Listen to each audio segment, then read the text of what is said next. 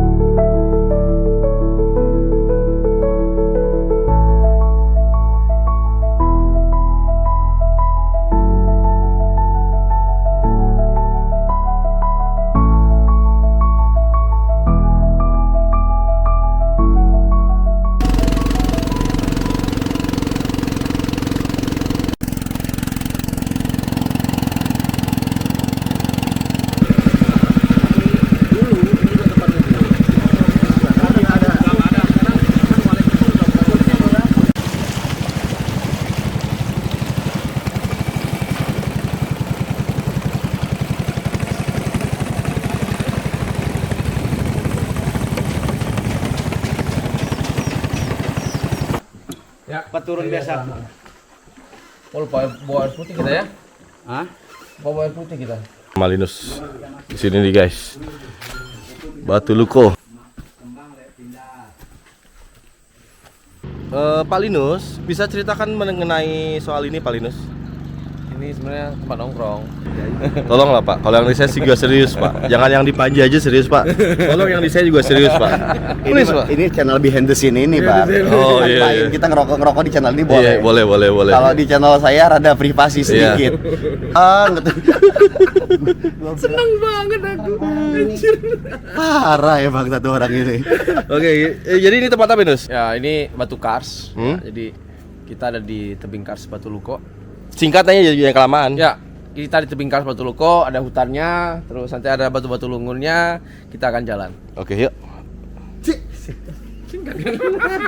Oke guys, sekian penjelasan singkat dari founding father Ken Borneo.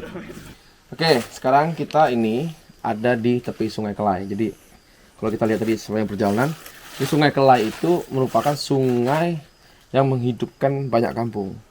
Dan memang diperebutkan oleh banyak suku zaman dulu karena memang istilahnya kan lokasi berburu ya, lokasi berburu yang memang bagus gitu, banyak satuannya. Kalau tadi kita lihat kan sepanjang perjalanan banyak pohon buah, ada pohon fikus gitu ya, dan itu salah satu indikator biasanya banyak satwa yang akan ke tepi sungai kayak gitu ya.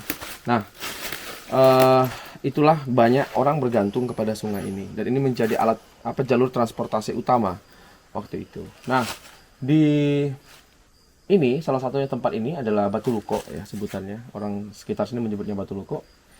Karena di dalam mulut goa, itu gua pertama yang kita temui itu ada goa, di depannya ada tembakau atau luko orang menyebutnya. Nah, di sepanjang tebing ini disakralkan oleh orang kampung sini. Kenapa? Karena tadi itu mereka menganggap tempat ini itu merupakan tempat pemakaman. Jadi mereka memakamkan keluarga-keluarga mereka ke sini di dalam gua-gua. Jadi dalam satu gua itu ada beberapa peti. Ya. Jumlah masyarakat semakin banyak, maka semakin dibutuhkan semakin besar tempatnya. Dan itu yang membuat kemudian ada banyak tebing kars seperti ini sepanjang Sungai Kelai yang memang menjadi tempat daerah penguburan. Ya. Nah, tidak menulis sehingga cerita itu hanya dituturkan. Jadi untuk memverifikasi bagaimana sejarahnya Dayak adalah pergi ke kuburan mereka. Karena di kuburan itu kita akan menemukan, atau di goa yang kita sebut ya, bukan kuburan, kita sebutnya goa. Di dalam peti mereka itu mereka akan menyimpan semua hal yang waktu orang itu hidup dia akan dibawa karena keluarganya nggak mau nyimpan, dikasih gitu loh. Nah dari situ kita akan tahu seberapa hebat orang itu, bagaimana dia hidup dan lain-lainnya itu ada di situ. Contoh misalnya kita pernah menemukan ada senjata flintlock di situ. Artinya orang di sini sudah berhubungan dengan orang-orang di Eropa sejak lama gitu loh. Kemudian kita menemukan manik-manik guci-guci zaman dulu yang original gitu loh. Bahkan kita menemukan piring keramik itu berstempelkan original dari Cina. Artinya dari sekian ratus tahun lalu, bahkan berdasarkan umur karbon, lokasi peti yang sekarang ini berumur kurang lebih 500 tahun. Berarti dari berapa generasi tersebut orang di sini sudah berkomunikasi bagus dengan orang-orang di luar. Nah, namun sayangnya pada perjalanan tahun 2005 ke atas itu kan mungkin pernah dengar namanya Pencurian makam. pencari harta karun. Hmm. Bahasa kerennya gitu, mencari harta karun. Nah, karena marak ya kolektor-kolektor waktu itu. Nah, sehingga karena orang Dayak tadi itu semua barang yang dibawa ke kuburan, nah itu jadi apa ya, magnet ya bagi penjara-penjara ini, bagi pencari harta karun. Nah, disitulah banyak mereka di situ. karena tadi itu semua dibawa kan, ya hartanya dibawa, ya emasnya semuanya, bahkan peti itu dipotong, petinya diambil, karena itu semuanya barang koleksi gitu loh. Bahkan Kerangkanya juga. kerangkanya bahkan tengkoraknya diambil karena bisa diukir. Ya, nah itulah yang kemudian membuat beberapa tempat gua di sini itu di dalamnya sudah berkurang atau bahkan rusak. Nah, namun ekspedisi kita tahun 2011 menemukan ada beberapa goa yang masih original. Kalau kita pengen tahu misalnya, gimana sih tameng perangnya Dayak yang original? Pergi ke sini, bro. Ada. Kita akan ketemu. Nanti. Karena kalau lihat tari-tarian yang sekarang dilihat, yang dipakai, itu rata-rata tamengnya kan pendek. Nah, itu memang betul-betul cuma tameng hiasan. Kalau pengen lihat tameng perang yang seutuhnya, ya datang ke tempat-tempat pemakaman orang Dayak yang zaman ratusan tahun lalu. Hanya di situ kita bisa menemukan yang asli gitu. Bagaimana sih bentuk aslinya gitu loh. Nah, itulah kenapa kemudian kita bersepakat dengan pemerintah Desa Kampung Merasa bahwa lokasi ini harus dilindungi. Karena ada nilai sejarahnya. Di sisi lain, tempat ini juga ada hutan di atasnya. Nah, hutan ini juga menjadi penting karena menjadi lokasi untuk penyerapan air di kampung, sumber air bagi kampung ini, gitu loh. Karena ini Batu Kars adalah filter alami ya, air. Nah, dan berdasarkan itulah maka dibuat kesepakatan bahwa ini harus dilindungi, tetapi kita tetap menjadikan ini sebagai tempat orang boleh berkunjung sebagai wisata edukasi sejarah. Boleh, kayak gitu, boleh. Nah, namun dengan aspek-aspek tertentu tentunya gitu ya. Misalnya ya kita harus menghormati bahwa orang mensakralkan tempat ini gitu ya. Nah, itu oke. Jadi kita akan coba lihat tempat yang di lantai pertama, ini kita menyebutnya lantai pertama ya. Nanti kita akan naik ke lantai kedua, ketiga dan seterusnya sampai ke puncak. Oke? Oke. Ya. Seluruh ini itu seluruh ini tuh udah dijarah. Manusia ini. Iya, ini dijarah nih. Tulang rahang ini. Ya, ini dijarah, bahkan sekerangka-kerangkanya dicuri gitu. Jadi orang zaman itu mereka menggunakan satu buah kayu. Lihat bagaimana mereka kerja. Mereka membuat celukan di dalam sini. Kemudian mereka akan menutup dengan tutup yang sama kayak gitu. Oh iya. Kemudian mereka pakai ini dikunci. Jadi nggak pakai paku, udah dikunci pakai rotan gitu. Kemudian nanti akan dikasih damar di tepi sini, sehingga baunya nggak keluar. Oh. Itu kita damar dia. Itu boleh dipegang Bang, dilihat Bang. Ya, ini udah kosong pada dasarnya. Ini nih kerangkanya. Ya, udah nggak ada apa-apa di sini sudah. Ada satu doang nih kerangka di sini. Itu juga udah remukan. Sisanya remukan. Ini kalau dia bagus, ini pasti udah dicuri. Oh ya? Ini karena mungkin ukurannya nggak begitu bagus ya. Nggak begitu selesai, mungkin buru-buru. Jadi coba lihat itu. Tuh, dipotong, ini pasti bagus.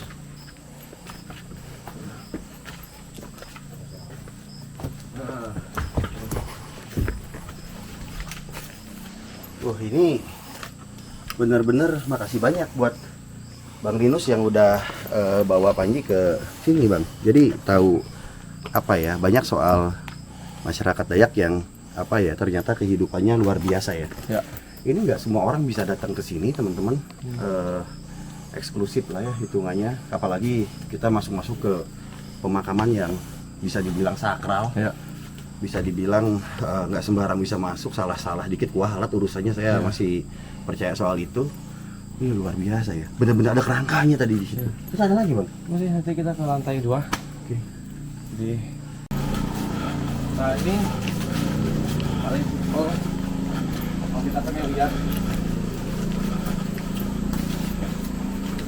dari kasur dia masukin ini. Nah, ini satu contoh di lantai pertama. Jadi ketika orang mencari harta karun itu, mereka akan membawa barang lainnya untuk ditukar. Jadi mereka punya kepercayaan. Kalau aku ambil mandau original dari orang yang mati itu, aku juga harus bawa mandau. Jadi aku tukar barangnya. Oh, sama mandau baru. Sama mandau baru. Mandau tuanya diambil. Mandau tuanya diambil. Nah, itulah kemudian yang membuat di lantai 1 ini itu banyak barang-barang sudah berubah ya. Kecuali Ini punten, ini apa nih bang? ya ini mandau-mandau, beliung. Tapi tua nih bang. Ya, tapi kan secara kualitas besi nggak bagus. Kalau dia bagus pasti sudah diambil.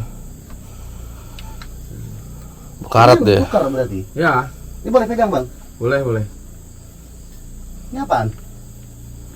Belati. Oke, keris gitu ya bentuknya. Nah, itu tombaknya. Oh, ini tombak, mana tombak? Ini kampak ya? Ya. Kampak generasi, kalau generasi yang baru pun udah nggak begitu bentuknya. Oh, ini mandau. Mandau ya. Rosi ya?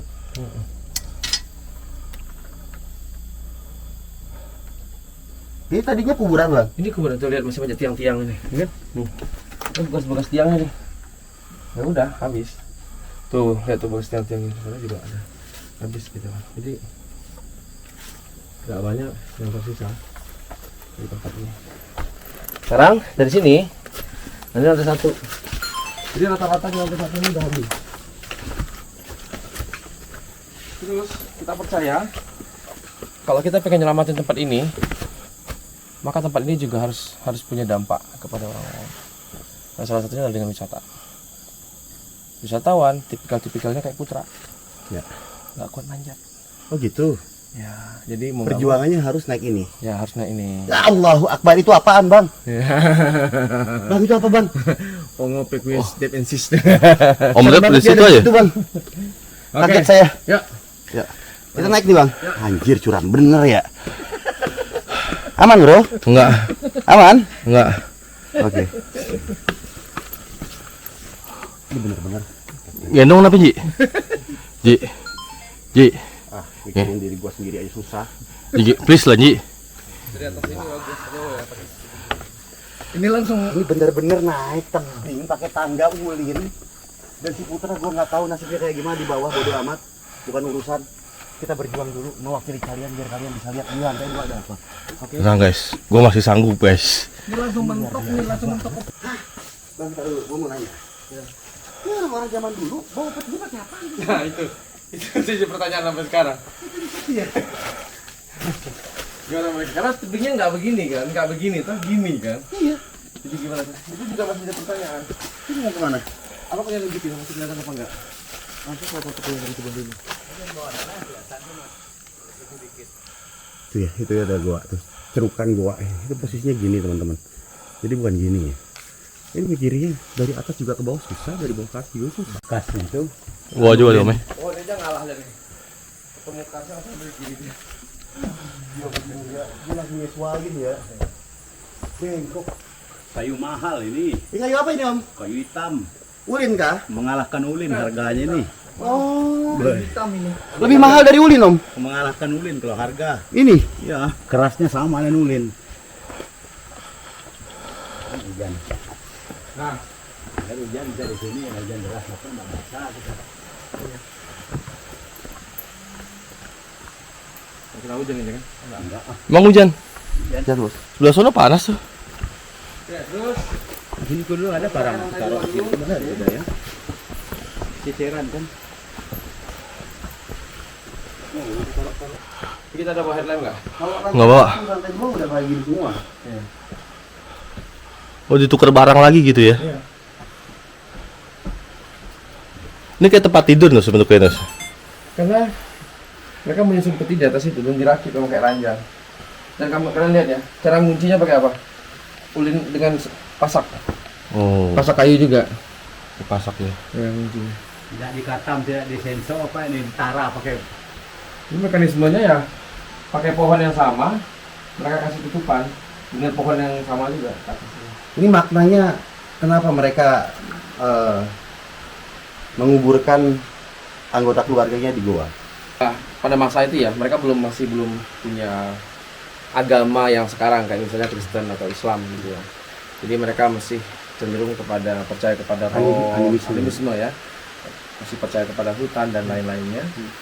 Sehingga ya satu-satunya tempat yang paling memungkinkan untuk dilakukan penguburan adalah gua.